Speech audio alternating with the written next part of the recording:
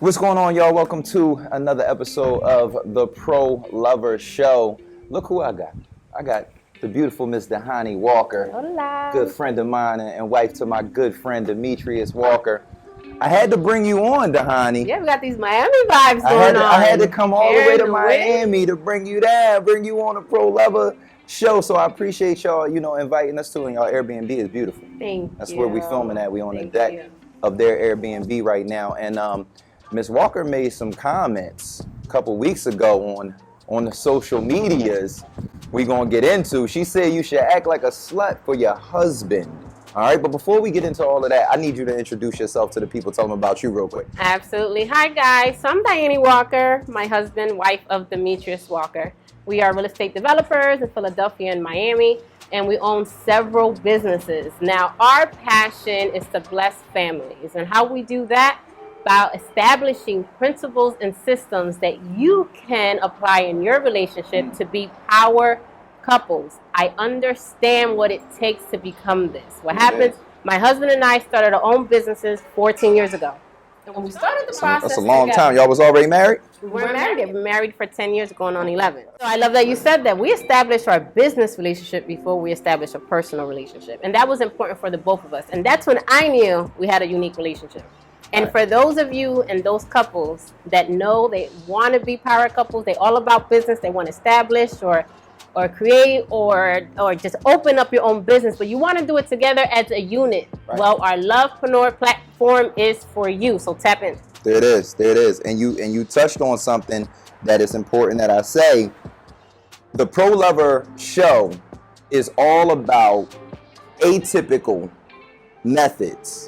Right, you talked about it in business, but we're about atypical methods for love, relationships, and sex. I personally believe that humans are stupid. We're stupid because we follow the same practices all the time and we aim to get different results. But the Pro Lover Show is here to give you guys different ways to create 14 years together, 10 years married. Y'all ain't happily married no more, though. Happily married. Y'all happily married? Today. Y'all even yesterday when I wanted to strangle him. People can't be happy for 10 years. Come on, Deanna. That is such a myth. Come on now. They and can't you know be what's happy crazy? that long. Be careful when you're around those people are listening to advice from the people that say you got to get over the 2-year hump, the 5-year hump, the 10-year hump. There's no such thing. Ain't no humps? If your relationship is full of purpose, vision, a reason to stay together, you get over those humps so quick, it's like a speed bump. So that's where we're going to start at, all right? Because we're going to get into be a slut for your husband, right? We're going to get into that. But where I want to start at is that longevity piece, right? Because y'all have it, right? I'm sure you get it all the time, because I even say this to people often. When people hear, oh, we've been married for 10 years, it's almost a celebratory response, right? It's like, wow, how y'all do that? What's going on, right? But on the other hand, and the reason I say humans are stupid is because marriage is supposed to be forever, right? It's supposed to be. It's a commitment. Right? But divorce is more common than 10 years together. Unfortunately. So speak toward 10 years together real quick. I want you to talk to my couples that are at that 1-year mark, that 2-year mark, and some of them is thinking about, I don't know how I'm going to make it to 10 years. I want you to give them some perspective. Absolutely. Well, here's the deal. It's not easy.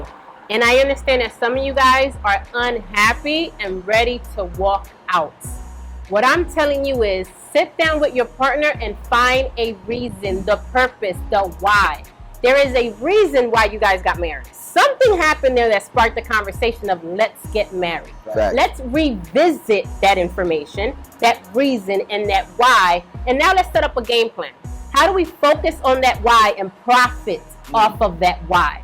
When you start a business around the reason why we should stay together, you have purpose and a reason to keep going. So when you have these issues, you have the 1 foot in, 1 foot out, you realize, you know what, this is bigger than us.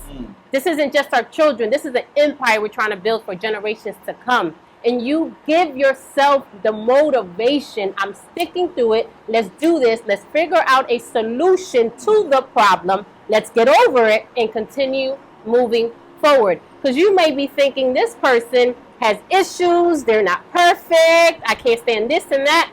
You're going to find that in everybody. It's just going to be a different set of issues, different set of problems. So while you spin this game, I'm going to jump in because you want to roll. We might as well make it a top 5. So creating a mutual purpose, that's number 1. No particular order. Give me another one, D. You have to create a mutual purpose. You got to have and agree with the reason of the why. That why can't be different. This is why we're together. This is why we're together. Okay, that's you number gotta, 2. What's your why? Your values. They have to be the same.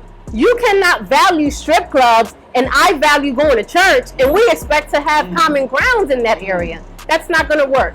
So the values is very important. Your principles. That is, you have to establish that. What does that look like? What does it look like? That's 3. Establish your principles. What does that look like? You have to make sure you have mutual grounds and a vision moving forward. What does your 10 years from now look like? What's your vision? Do y'all both have a vision? So that's a long-term plan. Can we make that number 4? Do we have a long-term plan? Are we just together? Did we just get married? What's our long-term plan? That's 4 right there. You have to agree on it. It has to be a mutual agreement. And number 5, it cannot just be about love. You got to get over that. It can't, okay, I love you, I get it. But what else? What else are you offering? Let's put it all on the table. Give me all the pieces that you have to offer, and I'll give you all of mine, and let's create this beautiful puzzle together. I'm speechless. I'm lost for words. She killed it. She killed it. You want to be together for a long time? Listen to some of these principles, man. All right. On the other side of this break right here, we're actually going to get into how you and Meat met and established your union. I love it because you guys are very similar when it comes to the story. We're going to get into that. I want to talk to the fair in you. Not you, but the fair inside of you. Listen, I understand you might be fearful that your partner may not do this with you. They may not be on the journey with you, right? But guess what? You have to be the example. Even if your partner's not in agreement to this program with you right now, you be the example because you want change enough. And if you become the change, your partner will have no choice but to jump on board. Absolutely. So join the program and grow rich together. LoveGrowRich.com. Click again and this time finish up. Check out and join us. All right, we back, y'all. I go different ways with your name. Is Diani? Is that right? So it's die as in kill. Diane. All right, I'm gonna get it right for the rest of the podcast. Diane. So y'all heard her give her top 5 on how you stay together in a long-term union, and I want to talk about your long-term union for a minute. Like, how did you meet your husband, and when did you know I would marry this man? That's beautiful. So my husband and I have known each other since 2001. Okay. So that's a long time. About 20 years, okay. Yes. And as many know Meat in Philly, Meat is just a real humble, straight to earth. He knows many people in Philly. He moves differently.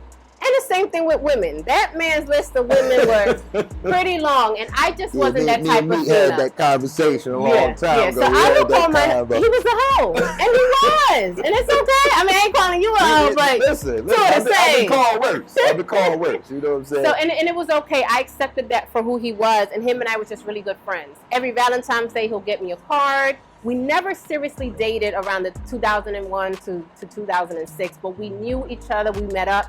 You know, I'm at the gas station, where you at? I'm on Broad Street, let's link up, that type of relationship. And in 2007, I was broken up with my long-term relationship. I was with someone for 6 years. Okay. And first person I called to kind of hang out and get my mind off of things was me. And this time it was different. Snatched her up. Yeah, this time there was a little kiss involved. And there was, let's go out to the club, but we only danced with each other, no one else. And it was just a different vibe. And he was in a different place, and so was I. And this is the key. This is what allowed me now to understand what the key was then. He was at a point spiritually where he wanted more for himself and his life and his environment. I, too, my reason behind it, I was just broken up with someone, and I was just mentally somewhere else. I just graduated from Temple, and I had a new career going. And he just wanted something different. He was tired of the club life. He was tired of being around just the boys all the time and a different woman every night. So we were both at a place where we wanted different. That's And important. It's important. That was one of the key fives. You gotta have, what is it? What's more than just lust? Where are the Just- two of you at in your lives Gotta currently? be, And gotta and be.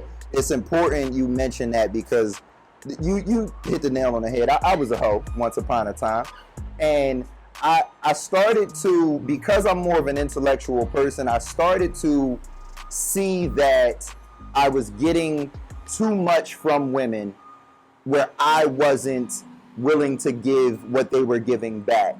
And it felt like an abuse of power to me. And that was the turning point for me where I said, you know what? What haven't I done? Kyrie, you've done a lot of BS out here. What haven't I done? And my answer was, I've never legitimately tried to make one woman happy. I've never done that. I've never put that effort forth. I know what it looks like. I know what it feels like. I've done it in spurts to get what I want.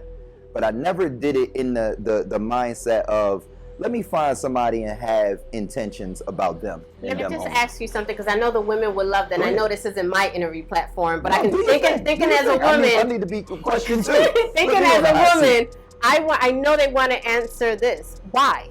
Why didn't you ever do that or want that during that period of time? You know what it was? I never understood and I go back and forth with this, right? And I'm gonna get all the way into the thought because I'm in my head and I'm mumbling right now. But everybody has to live life, right? So that means that, you know, men have daughters. They don't want their daughters to become sexually active, right? It'll blow a man's mind. Thankfully, I have sons, so I want my boys to be safe, but I don't think about it in the same manner, right? And then you have, obviously we all have sisters, mothers, cousins, the whole nine.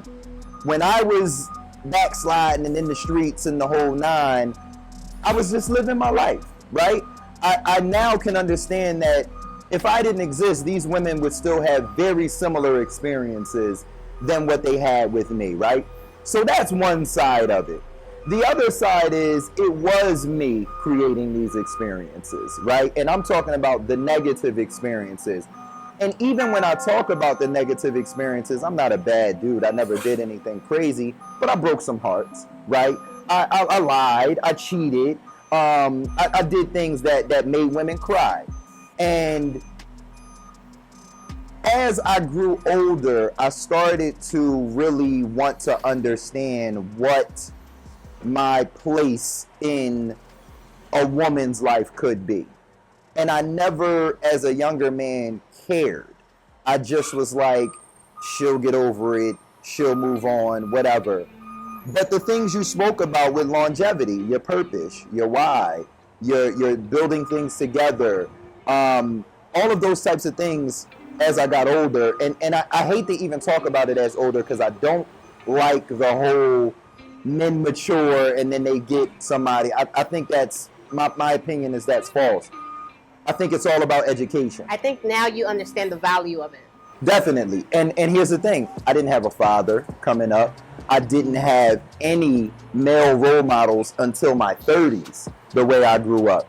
So that's why I say it's not necessarily about maturity, because I'm going to teach this to my sons, right? And they'll be 18 with the knowledge. Now, whether they want to put it into practice or not, that's a whole nother thing. But I didn't have the knowledge. And I didn't lay on that as a crutch or an excuse. But when I got older, I said, there has to be more of a feeling to just life. And it's funny because Tosh asked me the other day, do I miss it? Like, do I miss being in these streets? That's a good one. And I told her, I said, being with you and what we have feels way better than I ever felt with the baddest chick I had or the best sex I had or experience I had. There's no experience that I would trade for what we've built in our short time together. You know what I'm saying? And that's a fact. I don't say that to sound like, oh, he's grown and it's a fact, because it's like my car, right? Not to be, those things don't compare, but I always wanted a Range Rover. I got it and now I could care less about it. Like, I want other things. And I think with women, my life became the same way. I had this woman, I had that woman, this and that way. And now I just was like, you know what? Let me build something. Let me create something with purpose and power. So Love that. And in our platform with Lovepreneur, that is what I'm trying to get through, especially to men. And it's for both. It's not a gender thing. But I find it that it's important for me to get through to men that there is value in building with your partner. It's like having a CEO for free with no payroll. Like they're actually helping you build your brand, your business. Like there's added, in your opinion, now having a relationship with Tosh, and she's an amazing, beautiful woman, she adds value to you. Would you say she has added also to your bottom line, your thought process, how you see things? right. Has a direct impact on your bottom line. I think when Hove, I forget the quote, but you know, he talked about having somebody to bounce ideas off of. The like-mindedness of the right partner, right? Because the wrong partner, we talking gibberish. If your partner right now that you're laying next to is not supportive and has ideas and resourceful and generous and mutually, you know, contributes to what you got going on, then what her and I are speaking of sounds like gibberish to you. But the Lovepreneur platform is for you, because we can help you get on one accord. You can decode it. Lovepreneur will decode the gibberish. You can coach this. Here's why. I realized, like you said, you didn't have a father figure to help you. A lot of us women did not have a mother, enough time at home to say, or have a man at home or a father at home to see what that is of me supporting a man. If anything, they see it as it looks like. weakness. Yeah. Me supporting his vision, I got my own things to do. I got my own bills to pay. Come on with all that. Us together, conquering this together, that's double the income, double the power, double the value, double the money. Right. So yeah, that can be coached. No, you're right. And I'm glad y'all got the platform. I'm glad we giving y'all this game so that people can understand, because what we don't see, we don't understand. And a lot of times, humans got that fight or flight response. And we know that fight is number one all the time. So like Diane is saying, see, I told you I'm going to get it. You have to learn different. The education is paramount. And in relationships, the education is paramount. So we're going to move to our next segment, right? And in this one, it's going to be part one of Act Like a Slut for Your Husband. All right, so when we come back on the other side, we're going to uncover what did Miss Diane mean by that? What was she talking about? We be back. Hey guys, we would just like to congratulate you for downloading the 12 Commandments for Lovepreneurs. Absolutely, and I want you to take advantage of the opportunity of purchasing the Lovepreneur's devotional today. It's a 12-month guide along with journaling and prayer opportunity for you and your partner during your Lovepreneur journey. So click the link below, purchase your devotional today, and let's start this journey together. All right, we back, man. We back. So this is the piece y'all all been waiting for. All right, so you burned them up on social media a little while back. I got a lot of DMs, and they all weren't kind.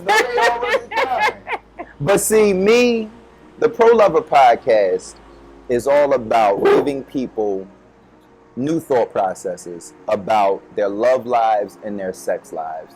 So obviously, you and I are friends. Me and your husband are friends. I reached out immediately. I said, there's a new thought process. I like that one because I felt you. I understood fully what you were talking about. And I even jumped on your side in your comments a little bit. I appreciate that. She know what she talking about. Y'all better leave her. I got in there for you a little bit. They was coming at you. But I want to give you the floor real quick to explain. You posted, I'm paraphrasing, but it was Act Like a Slut for Your Husband.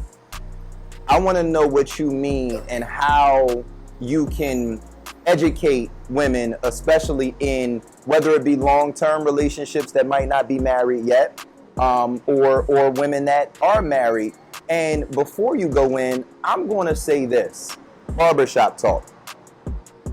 Oftentimes I'm in the barbershop and I'm listening to men explaining why they cheat, explaining what they side Johns do that they wives don't do or won't do or used to do, won't do anymore.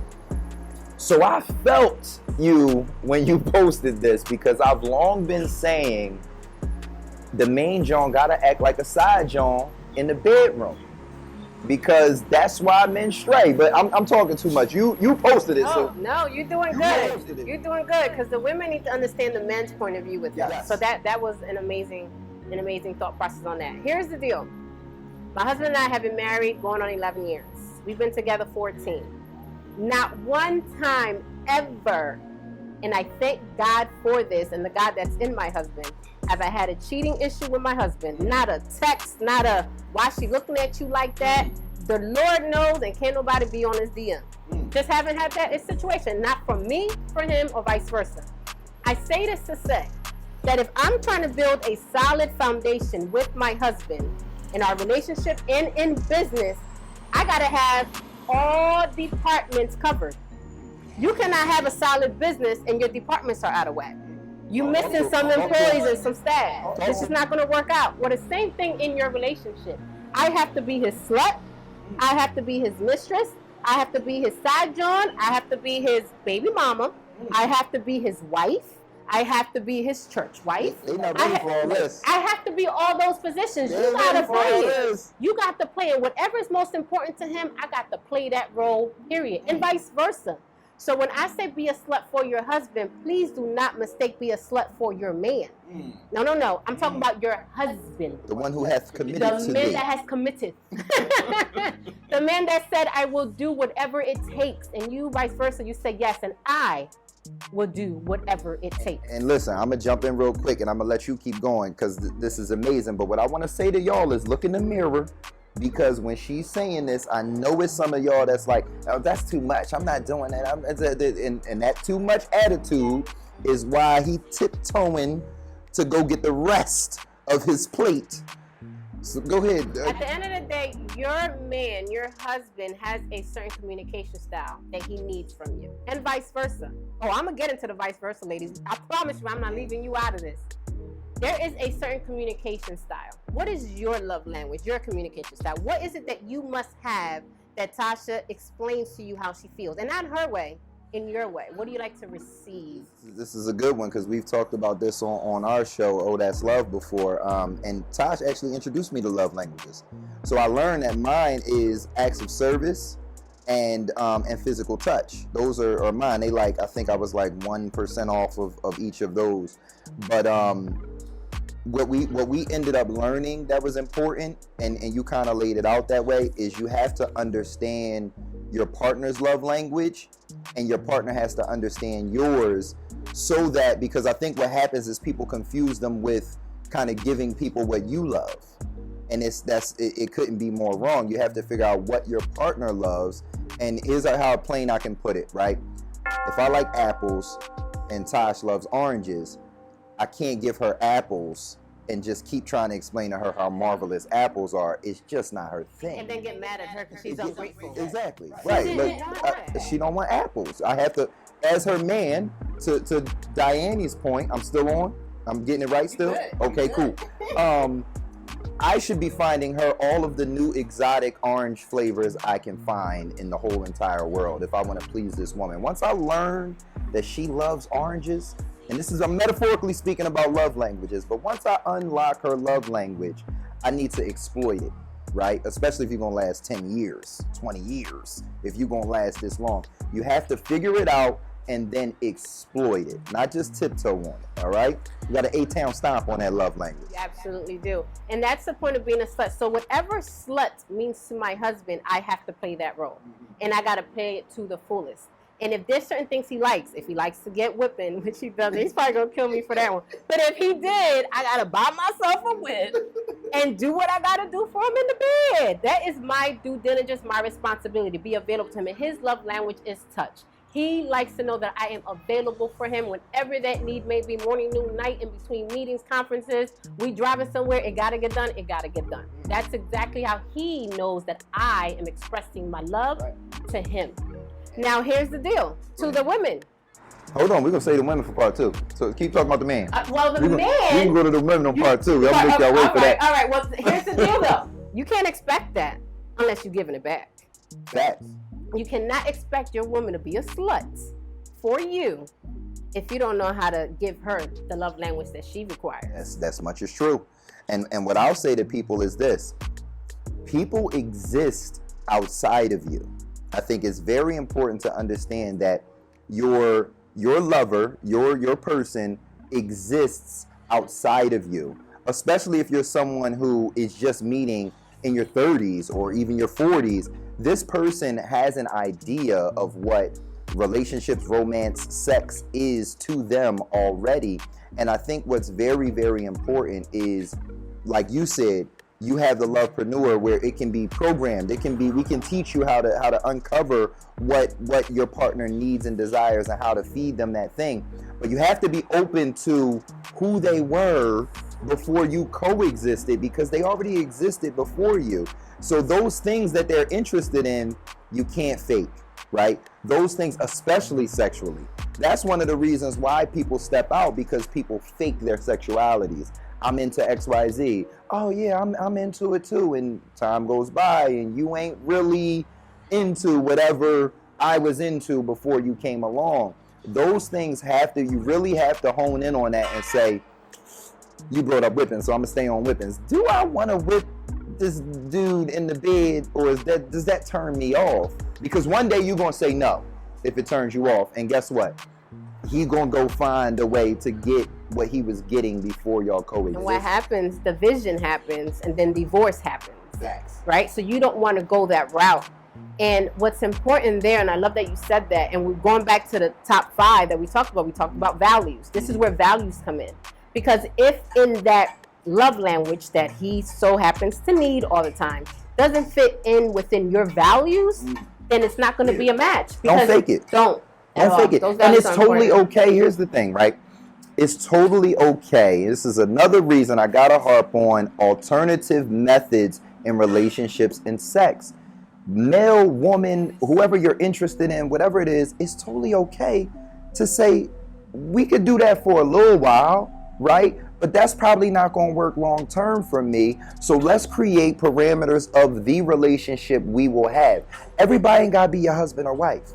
Everybody ain't got to be your boyfriend or girlfriend. Everybody damn sure shouldn't be your baby father or baby mother, right? So it's totally okay as men and women to establish up front, even before we're sexually active, to say, I'm not really into all of that. I'm going to do it tonight for you, but I'm not really into all of that, right? And now that gives us both the decision to make. That's like, we had some fun, but I ain't already married. And that's the power of agreement, which is so necessary for a longevity or a relationship that's stable and has a solid foundation.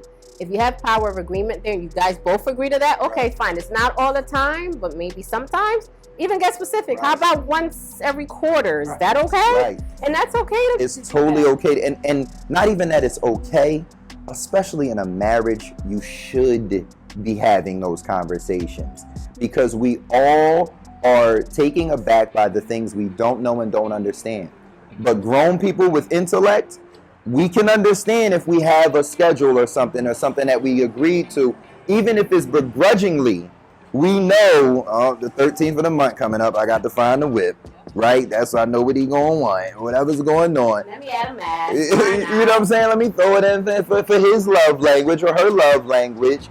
But that's how people work. And I, for one, maybe take a shot before that. So you can be a little more loose. Whatever you gotta do. Whatever you gotta do to fulfill that person. If we have the agreement, things work out differently. Arguments ensue when we don't have the agreement, because then it's just a lot of, well, I thought you was, well, I told you I wasn't, well, you ain't never say you was. No, let's really have a talk about what pleases each other, and let's be on that schedule and that accord. All right? Now, you was about to say the men gotta be sluts too. No, I wasn't. That wasn't what you was about to say? No, but you had a thought. That you assumed that, yeah. All right, well, hold that for when we come back on the other side of this break right here. All right?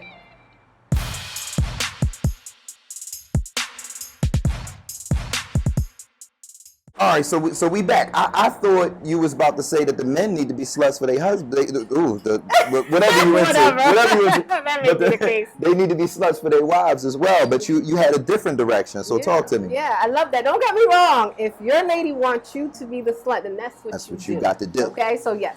But my point is this: you cannot expect your girl, your wife, to be the slut for you and be available and open to satisfy you if you can't do the same. Now here's the deal.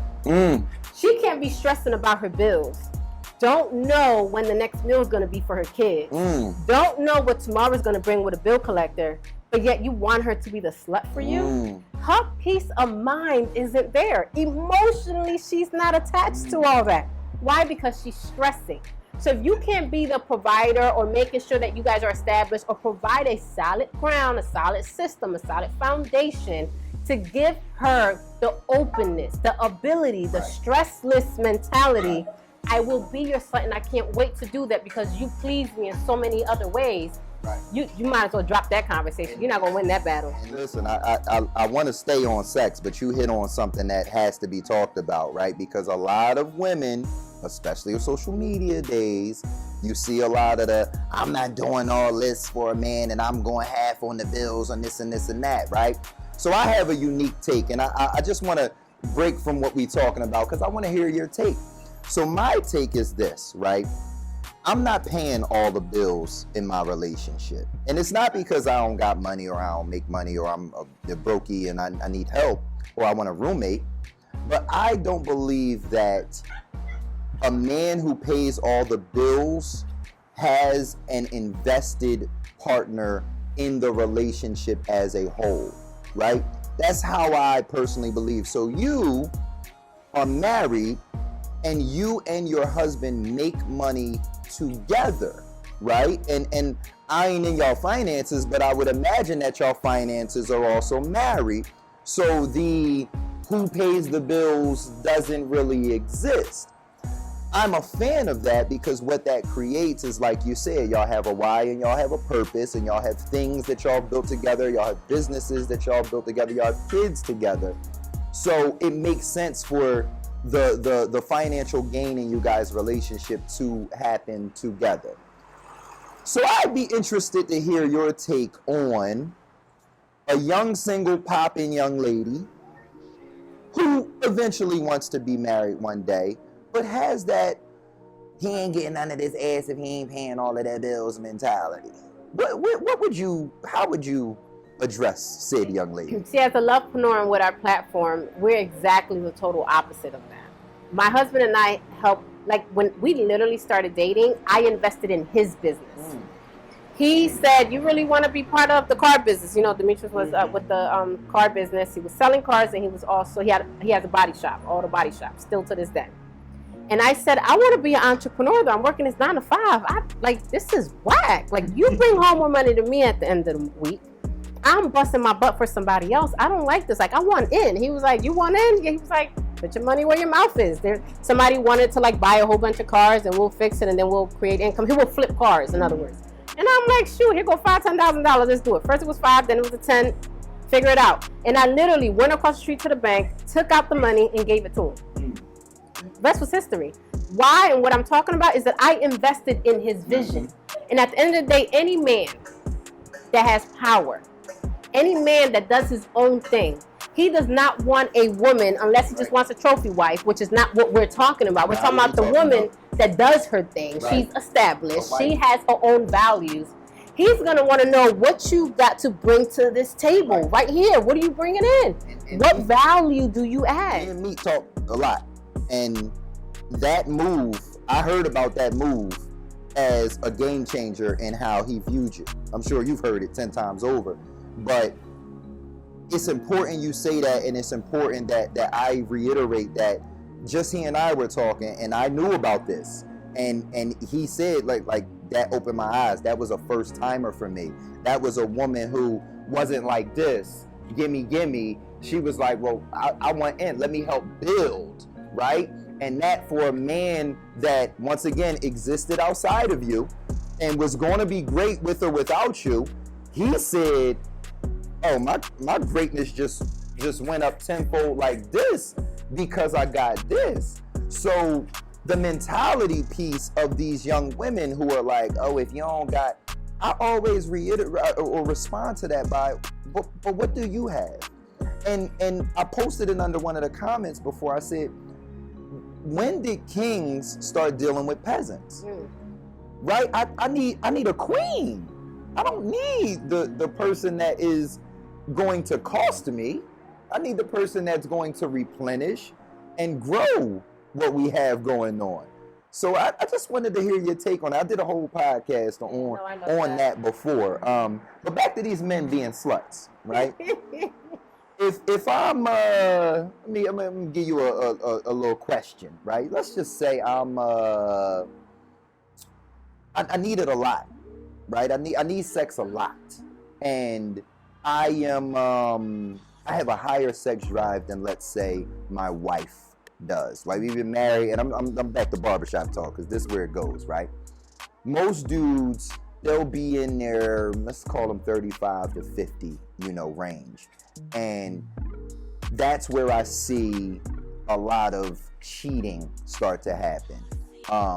Because women, y'all gotta understand too, there's no shortage of sex, all right? If sex is not happening at your house, there's no shortage of sex. Sex is happening somewhere. Important to know. And fellas as well. If you got one of these women that's like, I don't want to, unless it's something medical or something like that going on, sex is happening. I'm sorry to tell you. How do I get sex to happen back at my house? If I'm one of these relationships that we've been together maybe 10 years and we fell off and we had kids and things just ain't the same, what would be your advice to get things back on track? There's so many things that run through my mind right now that I want to address that are very important. Number one, when it comes to sex, sex is not just put it in me. I need that to be understood. For you, in your love language, is I want to put it in you. That's my sex. To other people in your relationship, your partner may not see that so. So yes, let's do that. But now let's have my type of sex. Let's have the communication, the emotion. Let's hold hands and walk the beach. Let me not worry about my bills every month. Let me not have to go to this miserable job while you having a good old time, and I come home and I'm tired and I gotta now cook and I gotta take care of the kids and I gotta do homework while you still on Instagram. Right. So you gotta really have a clear definition in your house of what is sex to you and what is sex to your partner. Because while you think it's just that sexual intercourse in the bed or on the couch, your partner's thinking completely different. Right. That's not sex to her or him. Find out what that is. And that goes male and female too. Either way, there's no gender. I just got to put an example there, but there's no gender. Another thing that I think about when you say that is that sex addiction is a thing. And we have to be very clear that we're not talking about a sex drive or that we just want it, or there's a sex addiction. A addiction is not for your partner to cure. Just like a drug addiction, just like an alcohol addiction, you need help. And you need to identify, and we know personally, it's a thing. Right. And sex addiction can ruin not only your relationship, but it can ruin a relationship with your children. It ruins your family. It ruins your career. So let's also identify and have a difference between just my sexual desire in my relationship, or I have an addiction problem, which is why I cheat all the time. So it has nothing to do with your partner. She gives it to you twice a day and it's just not enough for you. She gives it to you 3 times a day and it's not enough for you because you're masturbating every 15 minutes because you have an addiction. There's a problem. Let's take care of that. I went to therapy because of that, right? Because I knew I didn't have an addiction because sex never stopped me from success. It never stopped me from still doing what I wanted to do out of life. But I think what I was more addicted to was women. I think I was more addicted to the presence of different women. And that was something that for me, still, even through therapy, it wasn't ever like something that I had to work on or it became anything out of hand or anything like that. But I was never like a huge masturbator or masturbating all the time, or I never really was a big porn person. Like, I watch porn more so. That's another indicator. If you're constantly on porn, porn is on your radar. Huge indicator that there may be something. And me, from the creative process, I always knew that like sex and too much of it was a detractor of creativity.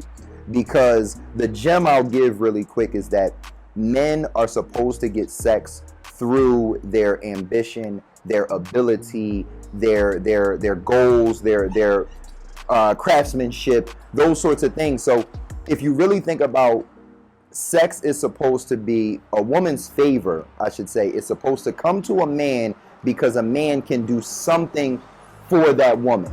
And buy something for that woman, I don't mean buy her a Chanel bag. I don't mean pay her rent.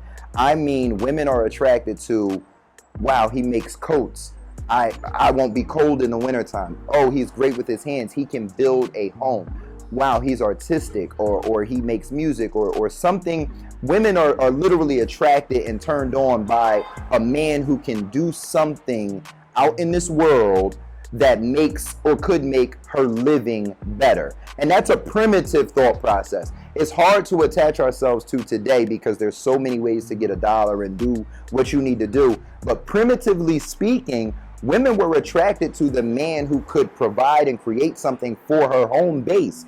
And men knew that that came with sex, because that's how we're driven. Women are driven by solidify my home base and my kids and this and that. And men are driven by, I want to have sex, right? And we grow out and need other things as we, mature. But those minute things, when you understand them, can take you far in life. And now you enter porn. Porn is basically, let me shake that all up and let me break it all up, and it don't matter no more, because now that novelty that a man is only supposed to, if I like, thick women with big feet and blonde hair, I can now just search for it. And I can be pleasured sexually, right? And now there's no need for me to become a painter or a builder or an artist or whatever it is, because I can just look it up. And that is a huge fracture in the relation between man and woman. It causes erectile dysfunction. It causes social anxiety and awkwardness. When we was coming up, we were of the same age group. We had to walk up on you, right? We had to walk up on you and present a certain way and have a certain thing going on to keep that relationship going. And nowadays it's, well, how many followers you got? Oh, well, he posted a picture with this on. I think he is. Like, the whole novelty in the relation between man and woman is just, it's broken. It's broken. So we're going to get into... No, but I love that. I'm telling you, you save a lot of arguments at home. I'm telling you, what you just said and how you just broke that down, you should talk more about that in general. That's some great information. I can tell that it comes from education, how you just broke that down, and experience. And I would suggest that. So just to answer your question, go ahead. Yes, you need to have that available at home, however that is envisioned at home.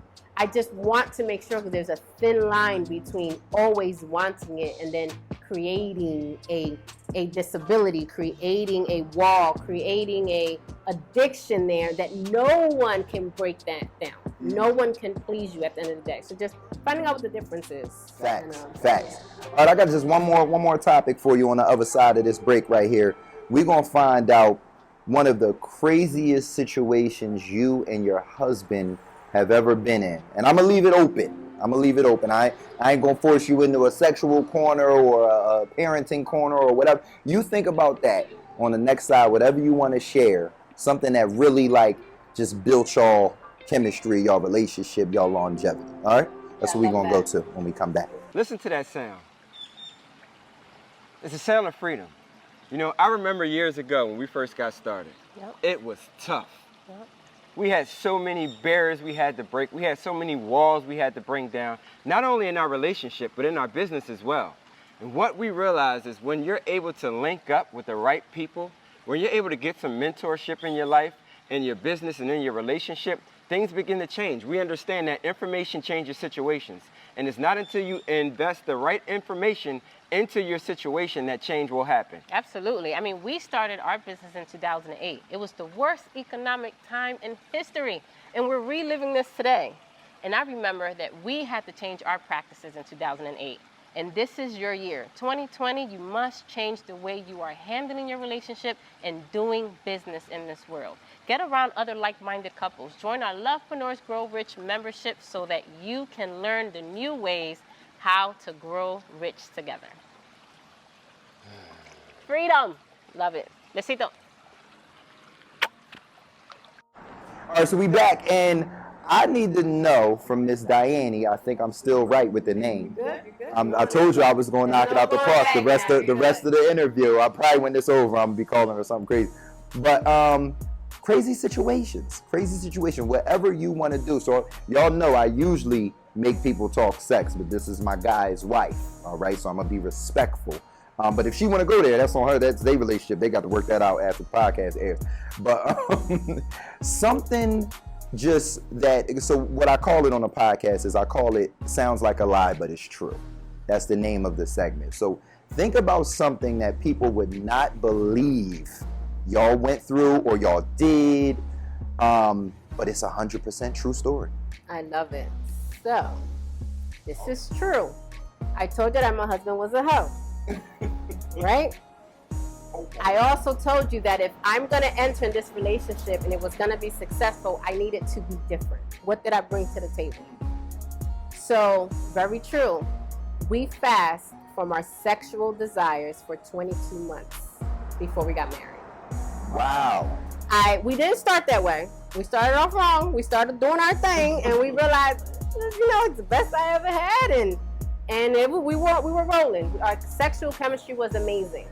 But I also knew that if I wanted this relationship to be different and be long, remember I just got out of a 6-year relationship. I don't want to go into another 6 years and be gone with it. If this was going to last, it's going to last forever.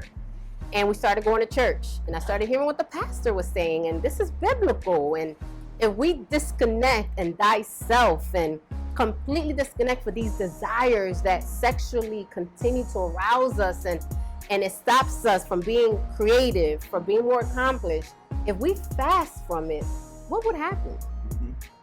And we did. And I put my foot down and I said, I don't know if you're with it or not. By this time, we already have businesses together. I don't know if you're with it or not, but I think it's the right thing.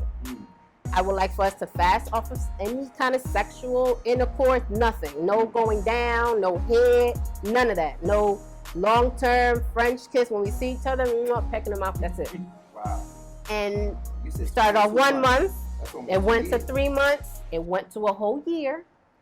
At the 1 year mark, we went to premarital counseling with our pastor. We said, I think we're going to get married. At this point, he's like, well, I see the only way I'm going to get some if I marry this woman. So we planned our wedding. When y'all thinking about getting tomorrow? Right. What time y'all open? we try to get married tomorrow. Right now.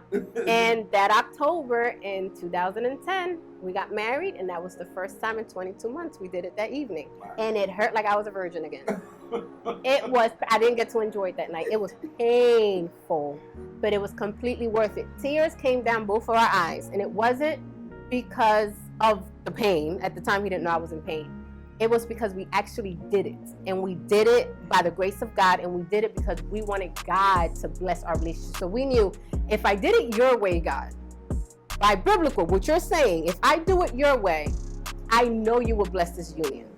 And to this day, there is no couple, no person that approaches us or witnesses us as a union and says, you guys have this glow about y'all. You guys have this grace about y'all. And I know that it was because of that fast that we did for our relationship. Wow. So, true story. Yeah, that's a hell of a, sounds like a lie, but it's true right there. 22 months. And our church family knows they went through the journey with I us hope on these it. doors is closed extra tight, because I recommend it though. Tosh and they're working. We ain't doing that 22 months. I don't care what you say. Maybe 22 minutes we can work on. Like, God, we tried it. It worked. That's what we promised you. 22 minutes. Remember, you mentioned it yourself, right? It's the creativity part. You know how many what's businesses crazy? we started in those 22 months? I fasted from self-pleasure when like the porn rant I just went on. When I realized how sexual novelty worked, I didn't want it to work on me that way.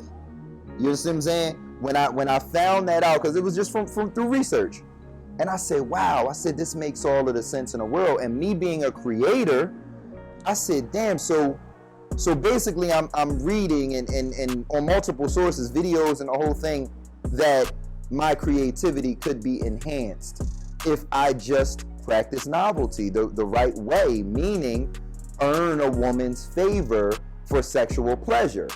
That's the way it's supposed to go. But porn is just there. It's easy. It's just what I want to see tonight. I take care of myself. And I said, damn, this is diminishing my creativity. It had to go. And now, even to this day, like, I might obviously say I'm in a relationship with a woman right next to me, but I can't remember the last time I masturbated. You know what I'm saying? And I know that creatively, I'm in one of the best spots I've ever been in. You know what I'm saying? And this is not even with like putting it into practice. This is just how my life got to be. And obviously knowing certain knowledge subconsciously just permeates through your day. But I definitely would encourage everyone not to just do what me or Diane are saying, but research it. Educate yourself, and see if it's right for you. So before we get out, for me, I'm proud of you. Kudos to you. No, it's amazing. You're proud of me for taking myself out the headlock, y'all. But for taking a step and knowing that, because change happens like this. Yes. You choose to change or not. And he literally changed his path in life and made it so much better. And he is such an amazing space. And your woman is so amazing and beautiful that I'm sure it was all worth it. So yes, kudos to you. I'm in the happiest space that I've been. But we got to qualify our happiness with 2 tips, right? So the end of the show, what I typically like to do is I like to ask my guests to give us a tip for the women and a tip for the guys on relationships and sex. So let's start on the relationships. Hopefully they stick around for the sex part. One tip for the fellas, your overall tip that is, and you can go courtship if you're looking to meet somebody. You can go, marriage if you're looking to stay married. You can go anywhere you want, but in that relationship realm, just give the guys one tip that's just gonna change their life, change their world. Stop focusing on the big booty and the followers. Just like stop. The followers don't even make no sense. If y'all focus on that, you think about how many followers you have. Come on now. Don't focus on that. If that woman doesn't bring something to the table, especially if you're an entrepreneur, especially if you're in a creative space, especially if you're the one that has a brand and you're different, you're not this 9-to-5er, you need people around you that are intentional. Yes. And your woman should be very intentional in your relationship. So you spoke on women, so you got to go to the other side. Women, what can they be doing better? Because it's a lot. They single out here, and they. Why am I single? Tell them why they single. One reason they single is because I can do that by myself. I don't need no man. I'm not submissive to nobody. Come on, cut that out. One of the successes, what we live by. One of the what do you call that? The tips or the hacks. One of the hacks that we live by is serve your way to success. Serving, being a supportive, that takes strength. That has nothing to do with weakness at all. And as a matter of fact, while you and your partner are both helping each other build, you're both building a bigger brand, a bigger following. So please, let's get off that. I know it's a feminist thing, whatever it is. Stop being on that trip. We weren't designed to be that way. We definitely weren't designed to be alone. Your happiness is on the other side of your pride. Gotta be. You have to eliminate that pride and that ego. Please do. It's just, there's no room for it. There's no room for it when it comes to growth. Yes, indeed.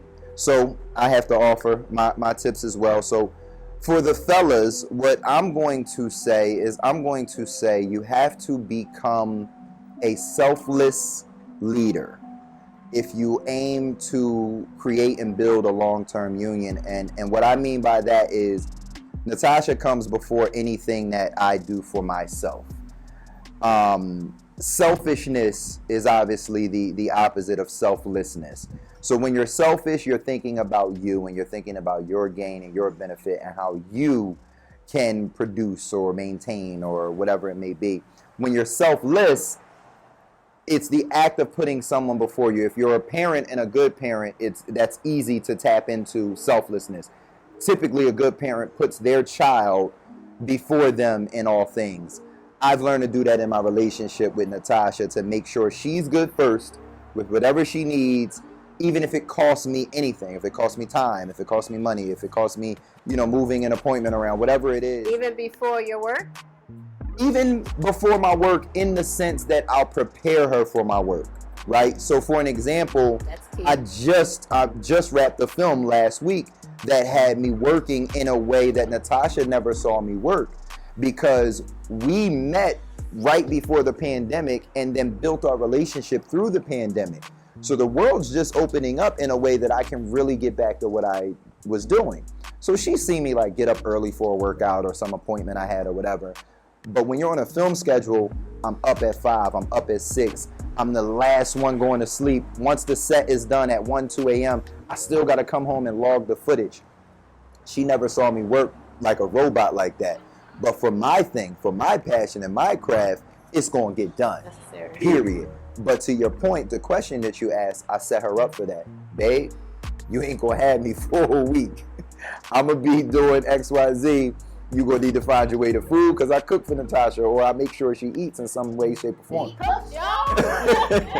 So I prepared. I made sure that she was prepared to have a week without me. So be selfless. Be selfless for my guys. For my girls, I'm going to say, you know what I'm going to say? I'm going to say, listen to Diane. Right? Because, and I'm talking directly about the title that's going to be on this video, is Be a Slut for Your Man.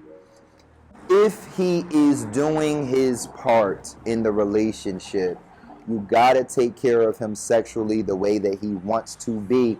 I'm telling you, I've sat in barbershops and heard about what y'all not doing at home and why they got little Keisha. I've heard about it. I'm just saying. So that's going to be my advice for the women, and that was a relationship kind of sexual one. So we got to give them sex. I'll give them a sex one too. I'll give them a sex one too. But so sex. How do you have better sex within your relationship? I need a tip for the guys and a tip for the girls. So for the men, I just really encourage you to get into your woman's world of what sex is to her. What is that emotional connection? What gets her aroused? It may not be you, and be okay with that. And if it's not you, what is it? Can I call you Idris tonight, boo? Like you really have to communicate that. That needs to be a conversation, and you need to be okay with what comes out of that conversation. Accept it and play your role with that. And for my ladies, you got to give him what he wants. Whatever that means, as long as it fits within the values. That's very important, because that can go a lot of ways. You want to make sure. Have that conversation. Yeah, you got to have that conversation both ways, but be okay with getting out of what you would normally do, and it doesn't compromise your values, and get into his world and satisfy him the way he sees you. Let that be his reality. Yes, indeed. And I'm going to start with the women on my sex tip. Women are often very rigid and normalized in the bedroom. And I know this from a former whore myself. Women can often, I ain't. And you gotta understand that for your man, for your husband, there's gonna be some, and you have to do one of two things, because I'm never going to tell you to go against your values or your core thing. But you have to find someone who is as plain Jane as you, or you have to be willing to at least try some things for the benefit of, that wasn't that bad. I could do that for him. That's my tip for the women. Be surprised, they might like it. That's what I'm saying. It might open up a whole new world. Don't be rigid. This isn't bad. Be a little bit open. Absolutely. Oh, but I have one though. I'm sorry. Go ahead, jump in. I'm Give sorry. it to him. Give him the game. You got it. Okay. If you guys accept to be the slut in this relationship and go this sexual route that you both desire to be, you got to have a slut name.